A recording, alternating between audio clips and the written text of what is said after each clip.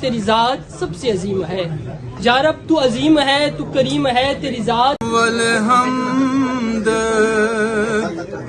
ثنا الہی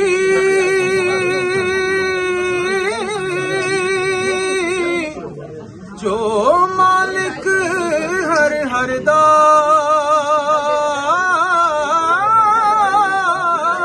ایسے تو بڑی ونڈرفل بات ہے کہ آئی بی پی سی ہر سال کی طرح ہم نے اسٹار ڈنر کا اہتمام کیا اور لوگوں کی بہت بڑی تعداد یہاں پہ آئی. اور میں سمجھتا ہوں کہ اس طرح کے ایونٹ ہے وہ کرتے رہنا چاہیے، ایک دوسرے کو سپورٹ کرنا چاہیے، پروموٹ کرنا چاہیے. اس طرح کے ایونٹ سے نیٹ ورکنگ بھی ہوتی ہے، لوگ دوسرے قریب آتے ہیں اور بزنس کرنے کا بہتر انداز میں موقع ملتا ہے. علیکم جی، رضوان سلیریا صاحب کو میں مبارکباد پیش کرنا چاہوں گا کہ آج کی اتنی خوبصورت پرشکو انہوں نے محفل کا اہتمام کیا اور یہاں پہ روزہ افطاری روزہ پٹائی کروائی ہے سب.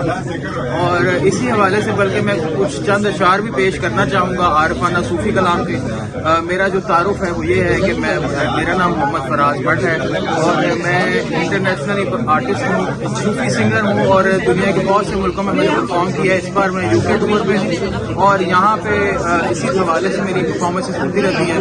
میں ایک دو اشعار پیش کرنا چاہوں گا. الرحیم، جس طرح افطاریوں کا سلسلہ جاری ہے، جس طرح آج IBPC کی افطار کافی لوگوں کی تعداد یہاں نظر آ رہی ہے، تو ماشاءاللہ رمضان کا آخری اشرا جاری ہے، لوگوں میں